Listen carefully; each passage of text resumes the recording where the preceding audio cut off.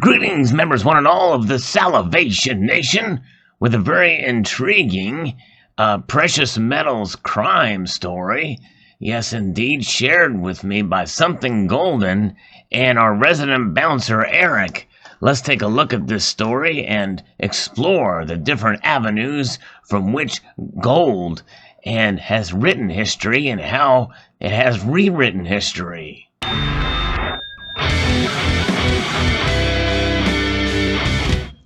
Yes, this more in-depth piece comes to us from the Western Journal.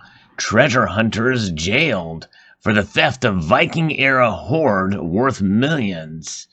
2 British amateur treasure hunters were sentenced on Friday to long prison terms for stealing a hoard of 1,100-year-old Anglo-Saxon coins and jewelry valued at millions of dollars.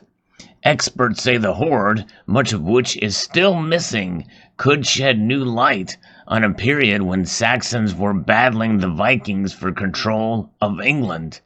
The trove is thought to have been buried in the late 9th century by a member of the Viking army that has been pushed across England by an alliance of Saxon forces. The collection of gold and silver jewelry and up to 300 coins was dug up in 2015 on farmland in central England by metal detectors George Powell and Leighton Davies.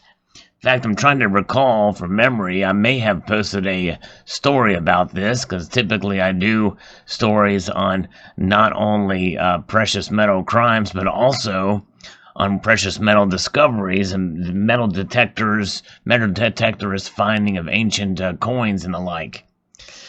They were convinced this week of failing to report the hoard as required by law. Instead, they tried to sell some of the bounty through antiquities dealers. Some of the jewelry and about 30 coins have been recovered. Prosecutor Kevin Hegarty said the hoard's value had been estimated at between £3 million and £12 million, which is about $3.9 million and $15.4 million. It added that a find of immense archaeological, historical, and academic value had been lost to the nation. The hoard represents a nationally important assemblage created at the very point England was forming and becoming a nation with a single identity under the vision of King Alfred the Great, he said. Powell, 38, who was described as having the leading role in the crime, was sentenced to 10 years in prison by a judge at Worcestershire Crown Court in central England. Davies, 51, received an 8.5-year sentence. 2 other men were convicted of helping to conceal the find. Judge Nicholas Cartwright said the irony was that if the 2 treasure hunters had just reported the find to the authorities, they would have been in line for a reward of a third to half of its value.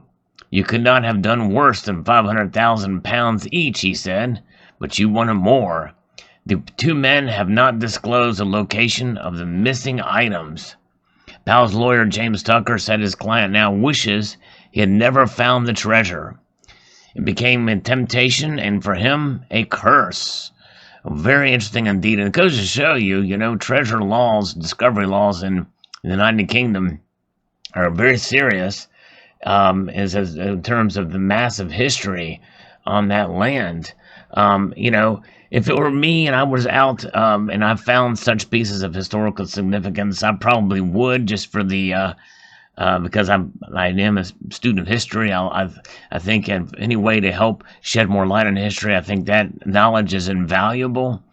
But it is understandable for treasure hunters when they find pieces like this, and especially when you have a far-reaching government that wants to take control of value, especially in this case, well, they're only going to get half if they would have obeyed the law.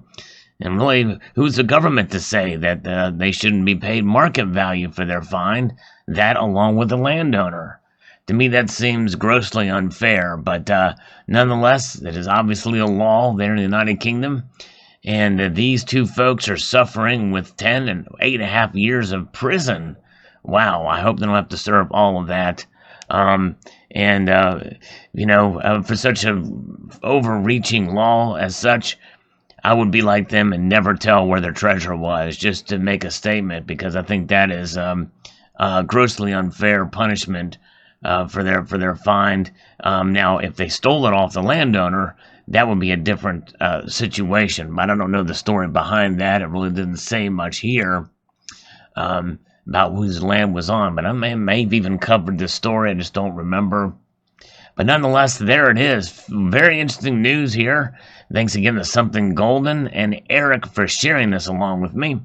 And I want to extend a multitude of gratitude not only to them, but also to you for stopping by this channel. Know that I do post videos daily, which means that if you don't get a notification, you don't see the video show up in your subscription feed, but you're interested in my content, I do post on a daily basis, and I look forward to you coming back, the worst case scenario, to the YouTube channel page for Salivate Metal, and you will find a new video daily. So I'd like to extend a multitude of gratitude to you all for watching, and encourage you to please rate, share, comment, and subscribe.